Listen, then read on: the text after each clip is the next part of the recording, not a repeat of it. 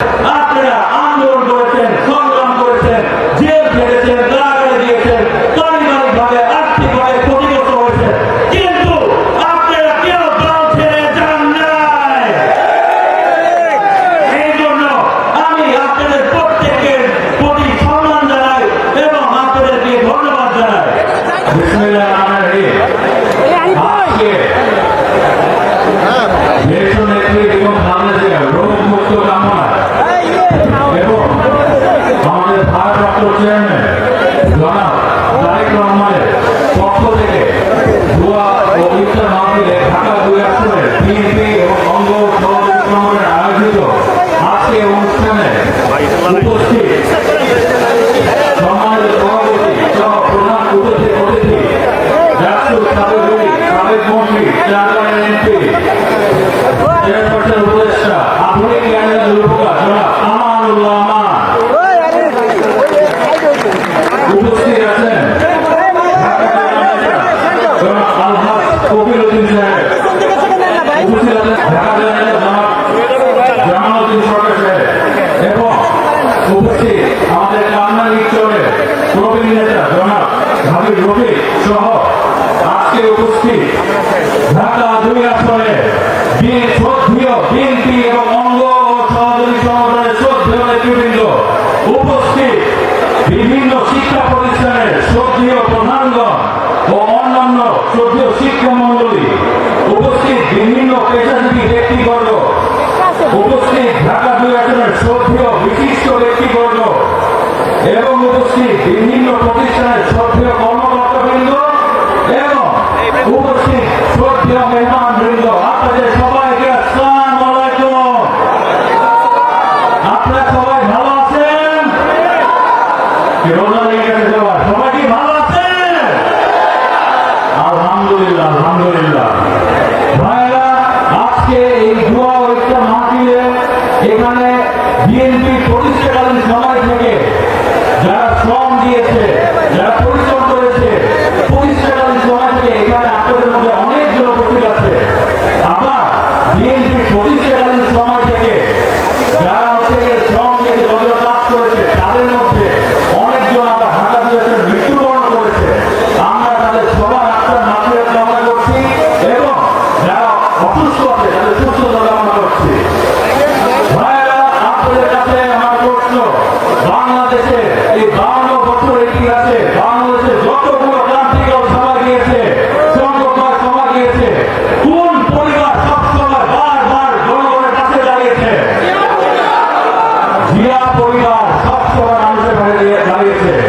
1971 সালে যখন মানুষ দিকে দিক সিদ্ধান্ত পাচ্ছে না, তখন চট্টগ্রামে কালুঘাট ডেটা কেন্দ্র থেকে শহীদ রাষ্ট্রপতি জিয়া রহমান স্বাধীনতার ঘোষণা দিয়েছিল, ঠিক কিনা? এবং তখন তার ঘোষণার পর সমস্ত সংগ্রাম শুরু হয়, তাই না? তারপর মুক্তিযুদ্ধ হয়। মুক্তিযুদ্ধে আমাদের অসংখ্য ভাইয়েরা শহীদ হয়েছে।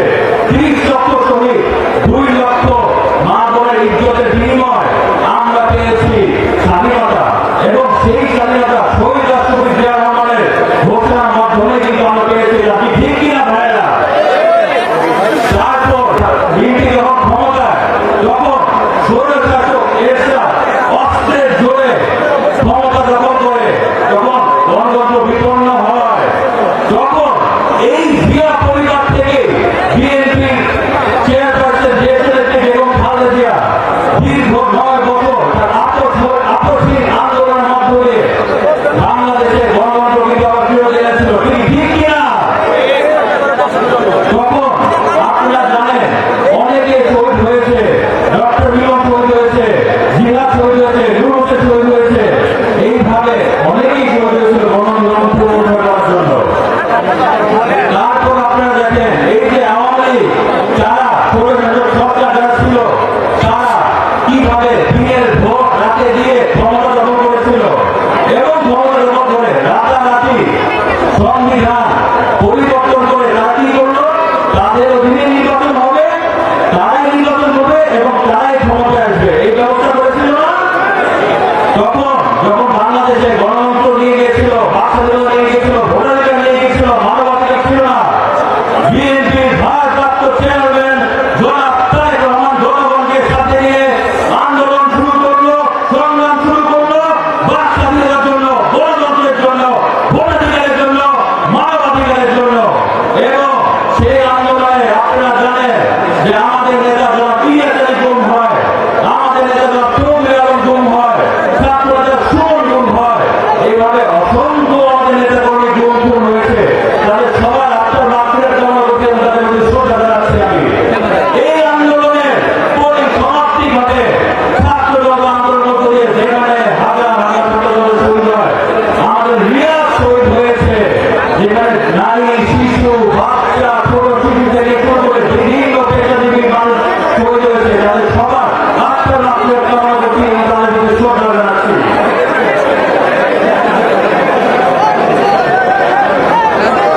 এখন বাংলাদেশে অন্তর্বর্তীকালীন সরকার এসেছে, মানুষের জনগণের প্রত্যাশা তারা দ্রুত সবাইকে নির্বাচন দিবে এবং সেটা হবে জাতীয় নির্বাচন। এবং ইনশাআল্লাহ আল্লাহর ইচ্ছায় বিএনপি এই জাতীয় নির্বাচনের মাধ্যমে ক্ষমতায় আসবে ইনশাআল্লাহ। আপনারা জানেন যে আমাদের নেতা তারেক রহমান 31 দফা পেশ করেছে, জানেন না সবাই? এই 31 দফার মধ্যে উল্লেখ করেছে যে এই দীর্ঘ 16 বছরে যে যে দল রাজপথে আন্দোলন সংগ্রাম করেছে তাদেরকে নিয়ে আমরা বিএনপি ক্ষমতা আসলে একটি জাতীয় সরকার গঠন করবো ইনশাআল্লাহ। আপনারা জানেন দীর্ঘ 16 বছরে আমাদের নেত্রী দেশের নেত্রী বেগম খালেদা জিয়া একজন সাবেক সেনাপ্রধানের স্ত্রী, একজন প্রেসিডেন্টের স্ত্রী ছিলেন, একজন সাবেক 3বার প্রধানমন্ত্রী। তাকে দীর্ঘ 6টি বছর কারাগারে মিথ্যা মামলায় মিথ্যা খাজা দিয়ে রেখেছিল। পুরা দেশে জনগণের প্রত্যাশা ছিল, চিকিৎসকরা বলেছিলেন যে তাকে বিনা চিকিৎসা দেওয়ার জন্য, কিন্তু তাকে মৃত্যুর দিকে ফেলে দিয়েছিল। আল্লাহর রহমতে উনি এখন চিকিৎসা নিচ্ছেন। আপনারা সবাই দোয়া করবেন আমাদের নেত্রী দেশের সুস্থ হয়ে আমাদের মাঝে আবার ফেরত আসে।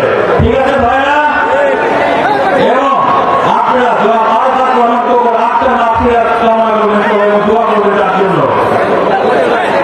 ভাইরা, দীর্ঘ 16টা বছর আপনারা এখানে আমাদের বিএনপি এবং অঙ্গ সহযোগী সমাজের নেতৃবৃন্দ, আপনারা এখানে যারা যারা আছে, আপনারা আন্দোলন করেছেন, সংগ্রাম করেছেন, জেল খেটেছেন, কারাগারে গিয়েছেন, পারিবারিকভাবে আর্থিকভাবে ক্ষতিগ্রস্ত হয়েছে, কিন্তু আপনারা কেউ দল ছেড়ে যান নাই। এই জন্য আমি আপনাদের প্রত্যেকের প্রতি সম্মান জানাই এবং আপনাদেরকে ধন্যবাদ জানাই। আপনারা দলের দুর্দিনে ছিলেন, এখন আছেন এবং ভবিষ্যতে আল্লাহ আমাদের বিএনপি ক্ষমতায় আসছে। আপনাদেরকে নিয়ে, আপনাদের মাধ্যমে যেখানে যে উন্নয়ন হবে, এই ঢাকা 2 আসন, কেরানীগঞ্জ, কামরাঙ্গীরচর, সাভারের 3টা ইউনিয়ন থেকে সেই ধরনের উন্নয়নমূলক কাজ হবে। প্রত্যেকটি উন্নয়নমূলক কাজ আপনাদের পরামর্শে, আপনাদের নিয়ে আমরা ইনশাআল্লাহ করবো ইনশাআল্লাহ। আপনারা শ্রদ্ধেয় নেতৃবৃন্দ এতদিন আন্দোলন সংগ্রাম করেছেন, এখন দলের জন্য কাজ করেন, সামনে এগিয়ে যান এবং নির্বাচনের জন্য সবাই প্রস্তুতি নেন। এবং মনে রাখবেন আমাদের প্রত্যেককে ঐক্যবদ্ধ থাকতে হবে, একসাথে থাকতে হবে, কি ঠিক না? মনে রাখবেন শুরুতেও ঐক্যই রুখে দিতে পারে সকল ষড়যন্ত্র। পথে সবাইকে ঐক্যবদ্ধ হয়ে একসাথে থাকতে হবে।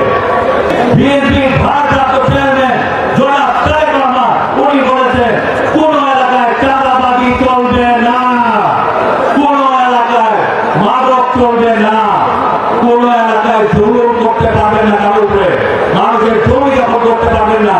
কারণ মনে রাখবেন বিএনপি হচ্ছে ভালো মানুষের দল। আপনারা ভালো মানুষ, আমরা ভালো মানুষের রাজনীতি করি এবং আমাদের দলের রাজনীতি হচ্ছে জনগণের উন্নয়ন ঘটানো। ওতে সবাই এই দিক দিয়ে সামনে এগিয়ে যাবেন, কাজ করবে। ঠিক আছে ভাইরা? এবং আপনারা জানেন যে সরকারের যে খুনি হাসিনা সরকারের গোপনরা ছিল, তারা এখন বিভিন্নভাবে আমাদের দলে ঢুকে চাঁদাবাজি অপকর্মে লিপ্ত হয়ে আছে। আপনারা এইভাবে প্রত্যেকের সজাগ থাকবেন এবং সচেতন থাকবেন। ঠিক আছে ভাইরা?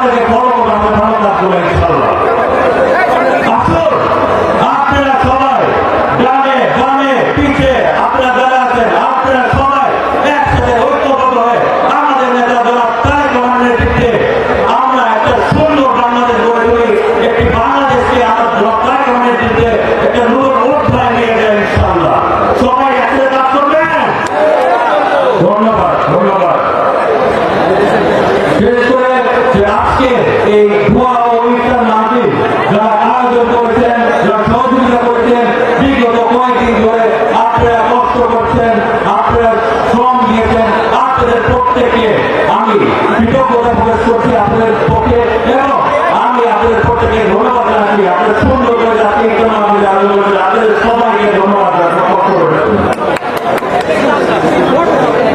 আজকে আপনারা আমাদের মেহমানবৃন্দ, আমি চেষ্টা করেছি আমরা সবাইকে দাওয়াত দেওয়ার জন্য, হয়তো ওইভাবে পারি নাই। আর আজকে খাবারের আয়োজন হয়েছে, ওইটাও আপনি আপ্যায়ন করার জন্য আমরা চেষ্টা করছি, হয়তো ওইভাবে পারবো না। সবাই আমাদের ক্ষমা দৃষ্টি রেখেছেন, ঠিক আছে? আমরা চেষ্টা করছি আমাদের ক্ষমা দৃষ্টি রেখেছেন। আগামীতে আমার বাবা আমারুল্লাহ সাহেবের যে সমস্ত অসমাপ্ত কাজ আছে সেটা পূরণ করার জন্য আপনাদের সবার সহযোগিতা আমার প্রয়োজন। আপনারা কি সবাই আমাকে সহযোগিতা করবেন? সবাই সহযোগিতা করবেন? আপনাদেরকে ধন্যবাদ। আপনাদের সহযোগিতায়, আপনাদের পরামর্শে আমরা এই ঢাকা বিলাসপুর কেরানীগঞ্জ কামরাঙ্গীরচর সাভারের 3টি ইউনিয়ন মিলে আমরা একসাথে আপনাদের পরামর্শে একটি মডার্ন সিটি করে ছাড়বো ইনশাআল্লাহ। আপনারা দোয়া করবেন, দেশ পরিচালনা করলে আমরা আল্লাহ ইচ্ছাতে পরিচালনা করলে সুন্দর আমরা শহর করে ছাড়বো এবং আপনারা আমার জন্য দোয়া করবেন। আমি আপনাদের প্রত্যেকের জন্য দোয়া করছি। আপনারা সবাই সুস্থ থাকবেন, ভালো থাকবেন, পরিবারে আমার সালাম জানাবেন, শুভেচ্ছা দিয়ে প্রত্যেককে সালাম জানালাম। ভালো থাকবেন। আল্লাহ হাফেজ। বাংলাদেশ জিন্দাবাদ, টেকনোলজি এবং নলেজ জিন্দাবাদ।